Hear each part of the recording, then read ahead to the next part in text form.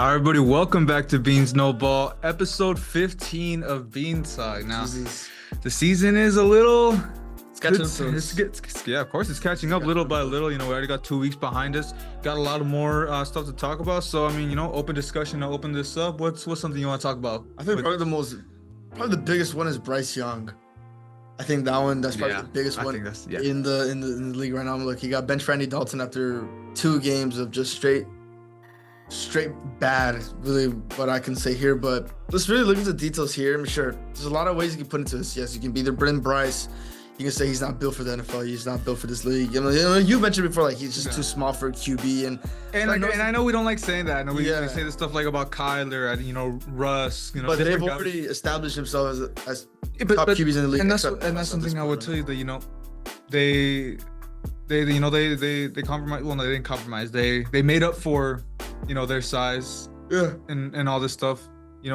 By getting buff, they worked on other parts of the game. They made up for being so small. And Bryce Young, I haven't really seen him do much of that. I mean, he's still, I don't want to hate on this is his hype, but he's having to jump over his old line for a 5-yard check down, or he just looks.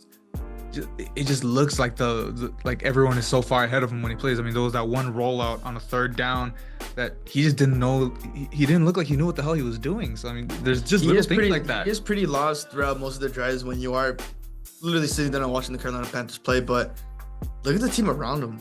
And that's the thing I want to say. Like, look, you can blame the team around him, but the thing is, a lot of people make their assumption that so far. Like, exactly, how long is that argument going to last? But like, look, he's got a chopped off O-line. The only thing about the O-line is that he wasn't pressured that much last game. So at least that's something here. But the O-line is still a little bit chopped up. His defense isn't helping him that much. And, I kind of had a little bit of hope for that defense to at least keep him in some games, at least from what they did last season. But, like, for the most part, but it seems not to be hitting. They've been blown out these past 2 weeks, and it's just not helping Bryce Young's case. And I know another thing, too, is everyone's like, oh, if CJ Stroud was in the Carolina Panthers, he'd be real. Like, no, it'd be the exact same thing. Well, to an extent, and sure, yeah. I don't think CJ Stroud would have the success if he was in Carolina.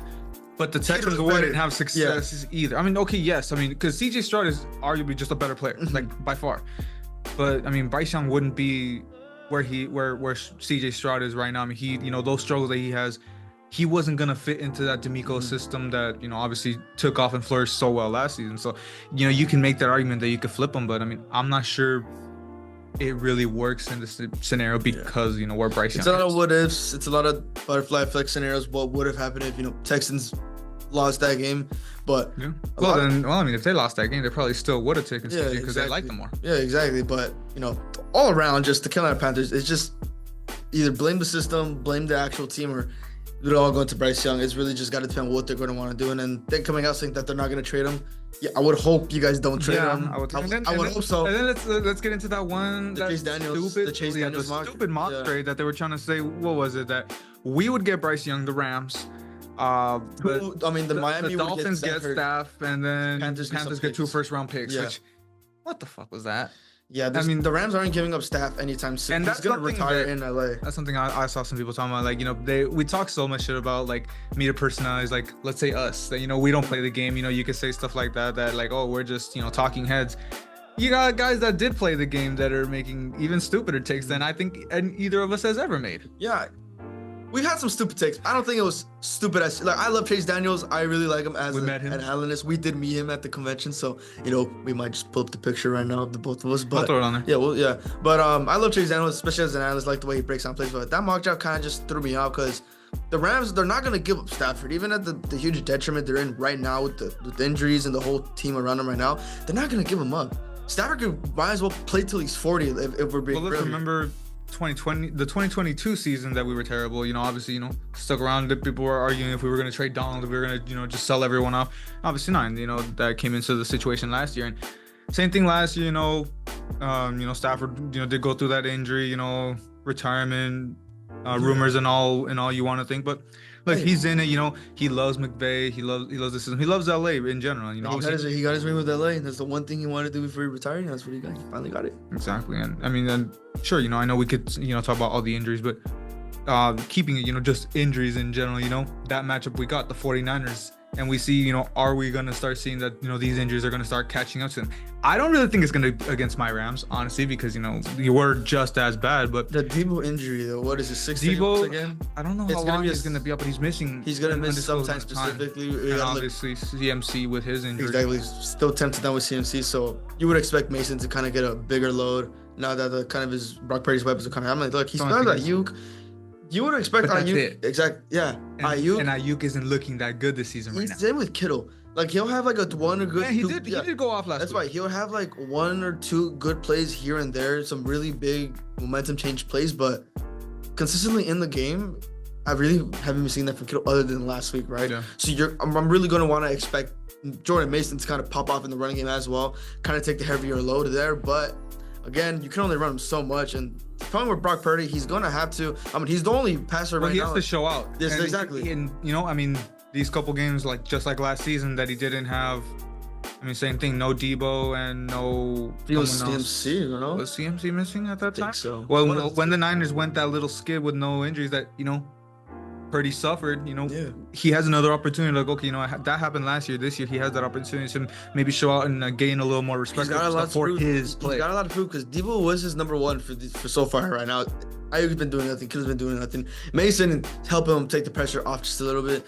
Defense, they're doing what they can. There are some little, miscues in that defense as well. That defense last switch we saw in the Vikings game. That defense was kind of getting. But then we could still see, like Fred Warner. Exactly. He's still Fred Warner. Fred Warner is still Fred Warner. So the linebacker situation with Niners, it's still going to be great no matter what. It's just the secondary. I think teams are going to find their ways to kind of chop their way through there, and I think this next game is really going to prove for the whole Niners around. And I think honestly, this can be a great bounce back game for that Niners secondary because all my love for Demarcus Robinson, but he's no Puka or Cooper Kupp, and the Niners have less to worry about. It can be more of a get back game. I would love my guys to just go off. I would love to see Jordan Whittington torch this struggling Niners secondary, but it looks like it's a game that they're going to be able to kind of, I don't want to say take lightly, but take that opportunity to really tune themselves up. Yeah, I mean, the Niners do get the best upper hand in the regular season with you guys, but I think they always play them tight, no matter how bad the Rams are. It's always a tight game towards the end where the Niners get like another touchdown and it's like 10 plus points, but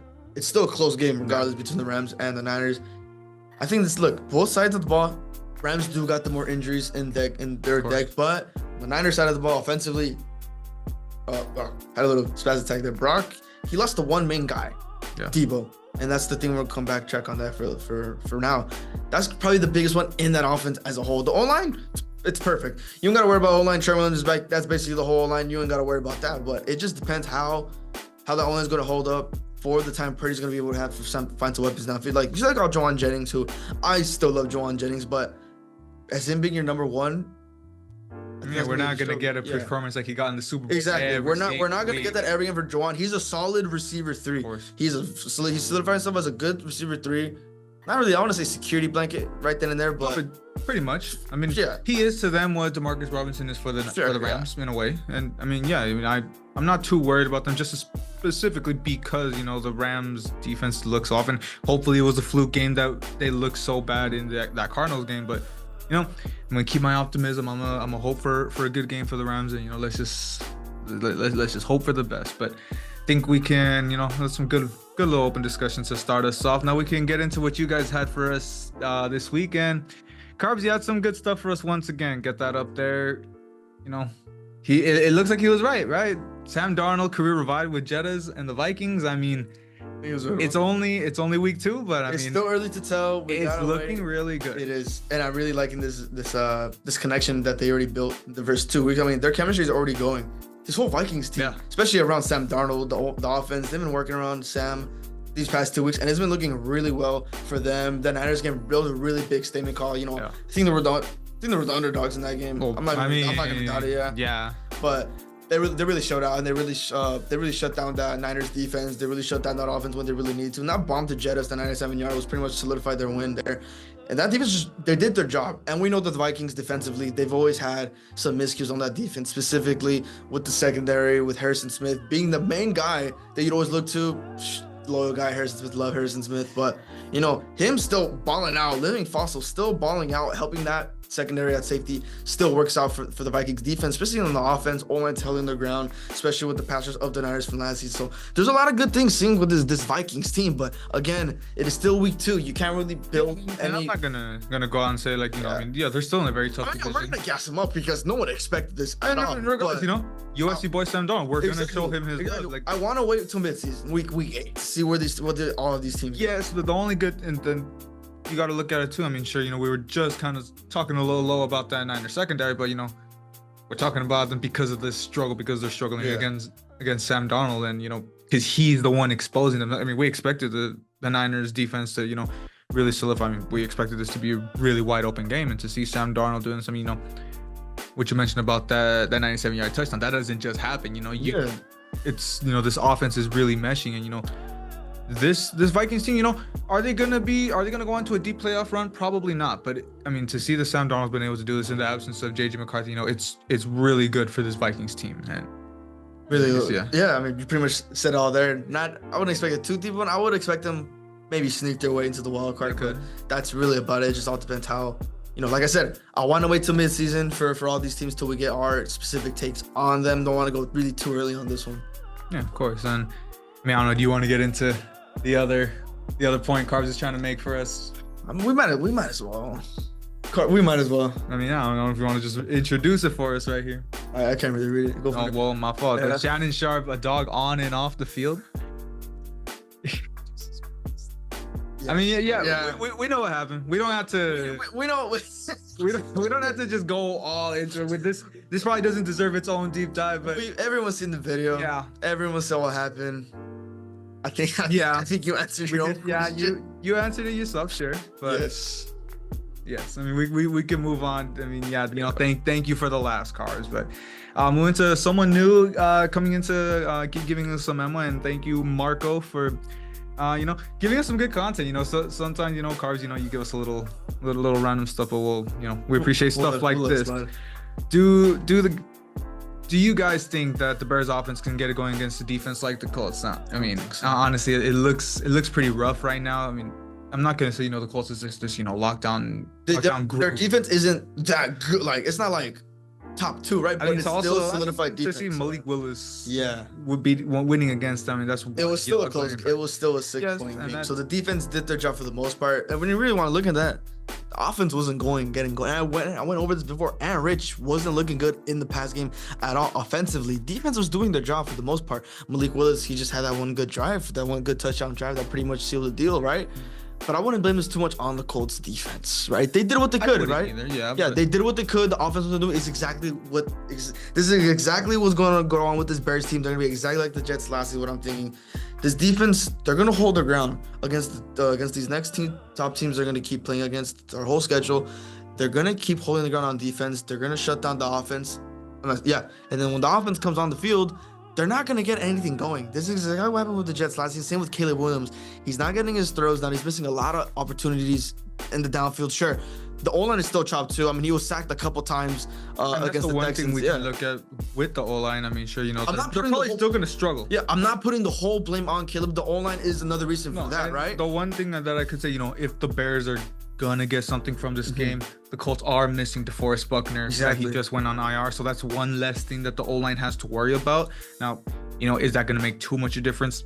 Probably not, because this is probably one of the worst O-lines. You know, probably them and the Rams, like, third string O-line that we've been trotting out right now. So, I mean, I don't have too much hope that Caleb's gonna even have enough time to really show out more. And like, there were times where, look, in the Texas game, he did have a clean pocket sometimes. Keyword.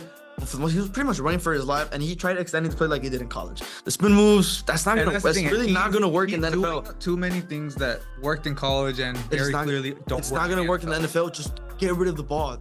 I'm yelling at my TV, get rid of the ball. You have so much time. You don't see anyone open, just get rid of the ball. Don't take the sack. And you take the sack, man. So really, basically this, I don't think. And once he learns this, and that's something that a lot of times we saw with Ant Rich last season, that he took too many hits. And I mean, Caleb isn't taking these like large hits for what that's worth, but you know, he still is taking more than he should. And once he learns to stop running around the pocket, to stop, you know, to get rid of the ball, like you're saying, you know, that's gonna start the road to him, really starting. Hey, I said it's gonna take us. I said this season is gonna be just Caleb adjusting. So that was my take from early on. Yeah, and regardless, you had them 9-8. 9-8, yeah. Pretty good for adjusting, but yeah, I think. I agree with you there. I think, and specifically, I just expected a little more out of him just because of the weapons that he was given by the team. And I mean, it is hard to really get to those weapons when you don't have time, and you still have the need to adjust. But I mean, look, he's gonna be fine. It's just week 3 is not the point that he's gonna just click. Yeah, and I mean, again, we've said about a lot of times, he was pretty much set up to succeed in this team. They built everything around him, but except an O-line. That's the one thing that Uberfluss really has got to be one of the main things this offseason. It's just really boost up that O-line to help Caleb. Yeah, exactly. And we'll move into one last piece. Picasso once again with some more Raiders hot takes. Max Crosby will win Defensive Player of the Year. Now, this was my preseason take. I mean, I'm still really rocking with him. I really want to see him succeed, but I would say, that first week against the Chargers, not really getting much. Even though he was blowing by Joe Alt, he was getting the pressures. The fact that Herbert was getting rid of the ball in under 2 seconds kind of hurt his chance of getting any stats. But I mean, look, he's playing well. I don't remember his stats, but I remember he played relatively well against the Ravens. But the only thing is, we see obviously Aiden Hutchinson's phenomenal game last week. That's just going to shoot him up a lot. And of course, TJ Watt. I mean, he's already on an insane tear. I mean, and then if we're going to look at it too, if we see how the voters were paying attention last season, it looks like they're giving more emphasis on the top guy on the top defense. And if that's the case, Steelers defense compared to the Raiders defense, it looks like TJ Watt's probably going to get a lot more coverage. Yeah, I feel like, look, this season, Max Crosby, he's going to build a bigger case. Especially when we're looking at this Raiders defense, they've improved a lot since last season. And, the one thing about the Raiders, they've never really had a great defense like that. Last season, they're starting to pick it up, and that's one thing we were noticing. The defense could look good for this incoming season. It just depends how the offense is going to roll with Minshew, right? But last week, this defense, they really held their own ground, holding it down against Lamar Jackson when they really needed to. The defense came really close, especially Jack Jones.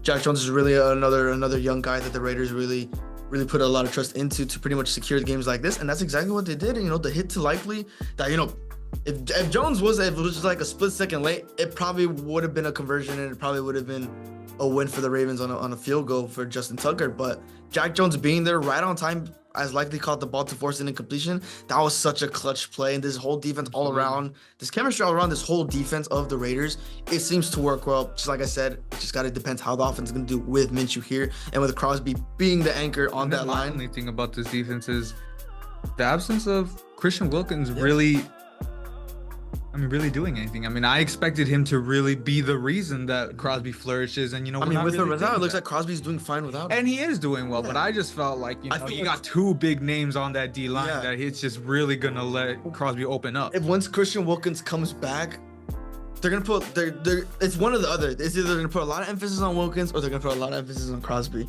Right, whoever if they put a lot of emphasis on Wilkins to kind of defend, that's just gonna let Crosby pretty much just shoot everything out. What he's literally get to the quarterback, get the sacks, boost up his stats, and have a bigger case for that. But as of right now, even with Wilkins out, Crosby's looking really, really good.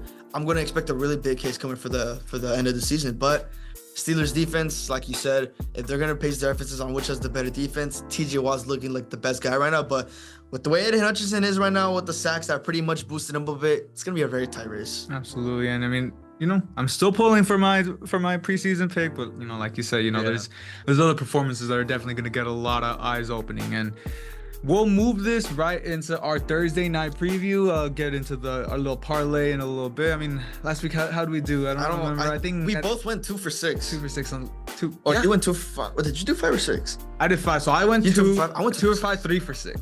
I only hit 2. Only hit 2. I'm pretty sure. I thought we both went 1 below the hit. For sure, but either way, we lost money. All right.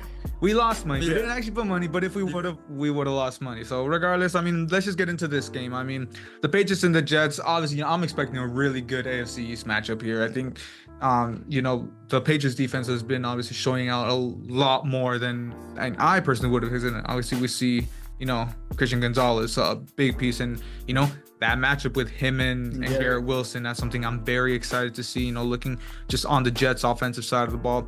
It's a little slow right now, but I think the run game is something that can really start opening up. I'm not too high on the Patriots. Just their actual, their front seven. So I think whether it's going to be Breece Hall or Braylon Allen like last week, I think, the run game is definitely going to get. And that's the thing too with the Patriots and the Jets looking at right now. They're pretty much a similar team coming into this game. Both their quarterbacks, Rodgers is obviously, Hall of Fame quarterback. Well, when we're looking at how they're playing this season right now, in the past game, they're kind of iffy right now. Jacoby, they're winning when he's like sub 200 yards, right? But that's because their defenses are a big help to this, right? Specifically with the Jets. The run game is going to help a lot, and that's the one thing, Braylon Allen, he had his game last week, pretty sure it was 2 touchdowns. I'm really going to expect Saleh in this offense to utilize Allen a little bit more, kind of take the load off Breece Hall just a little bit. And that's where I would disagree with you. I think they're probably going to go a little more towards Breece Hall, but I understand why. You would think, but you saw his performance. You saw what Braylon Allen could do. I'm not going to necessarily say this should go half and half with snaps. I obviously say Breece is obviously going to take the more load, but I want to see Allen at least a little bit. The one thing that you can see is like, you have that safety blanket that you can split a little more. And I kind of where you're coming from. Look, I was with Bijan and Tyler Algier. They don't necessarily go half and half. Different. Yeah, they don't necessarily go half and half. Obviously, Algier, he gets a little bit more action, right? I'm not necessarily comparing it to that, but it could be a situation like that. Algier coming off as a security blanket, so Bijan can have his break here. Same thing here. When Breece is going and he's getting his yardage, he's been sub 80 so far in rush yards here, but we see once it's not going with Breece, bringing Allen, kind of see where that's going. Same thing with Zeke and Pollard 2 years ago, exactly like that. Obviously, don't want to call it too early. I still want to see a lot on Braylon Allen to see what he's able to do, but that could be a nice duo coming into the season. But again, it's just to see how Rodgers is going to be picking up with this offense. Yeah, that's definitely. I definitely see you looking at it that way, and it's. The only thing I would definitely say, because you see, that there's a lot of similarities, and I think it's just specifically the defenses. That's why we see that the defenses are what's carrying. Lockdown corner. Obviously, the one win that the Jets got, was pretty much because of the defense, how they held Will Levis and that whole Titans offense in check. And like you were saying about the Patriots, Christian Gonzalez just absolutely locking down Jamar for that win against the Patriots. Exactly, and I've been saying Gonzo is probably a sleeper for DPOY. It's probably gonna go to 9. I wouldn't take it that far, but it's definitely a breakout season for him. It's something that you obviously were mentioning a lot. Believing that breakout video. Exactly. Really, I mentioned Gonzo before last season, even with his injury. That's a rookie. Everyone pretty much wasn't really paying attention. Now, coming off his injury, he's looking really good. That's why I think he could be a sleeper pick. But you know how the NFL favors. We were both big on it. You know how the NFL favors D linemen, but this season, if Gonzo, if he's having a game like this, if he's having games like this, I would put him in the discussion. That's just me though. And the only thing too, if we're gonna get actual corners in discussion, I feel like maybe guys like Sauce or Surtain, which I know Surtain's in a rough situation, but he'd probably be someone that I'd look at more just for specific performance. But let's get into our parlay for the week. We're finally actually getting into our format that we're gonna try to take for the rest of the season. I'll take one team, you take the other. So got the road team this week with the Patriots, and I'll start with Jacoby Brissett. The line is set at 164.5 yards. I'm gonna take the under on that. We'll go less than that for Brissett.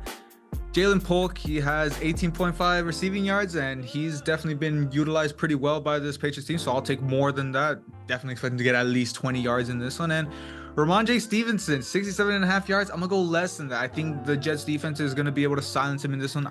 And we didn't even talk about that. I'm taking the Jets in this. I believe you are too. So I believe stifling the run game for the Patriots is gonna be a big reason why the Jets are gonna be able to take this game. Yeah, and I took the Jets on this one for my parlay. So I got Rodgers. His is at 215.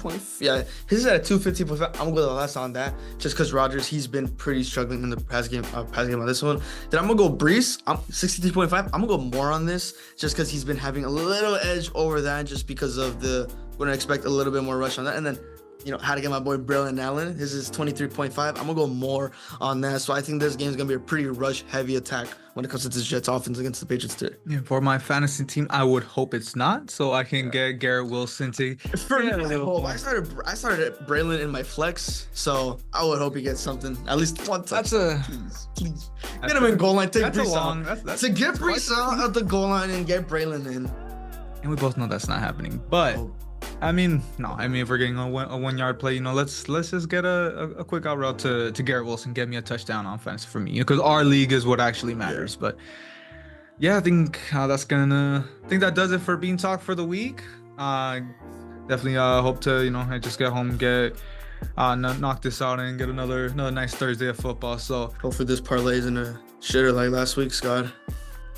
And we did not mention, but yes, bet responsibly. We're not responsible. I have 2 parlays set up for this game, so I'm probably gonna lose money. Yeah, I mean, I'm not getting into it yet. Maybe I'll get into it a little bit more, but yeah, just don't take don't take us for wisdom, but do not. Yeah, thank you guys for watching. Hope you like and subscribe, and we'll see you back when all these games conclude for the week 3 recap.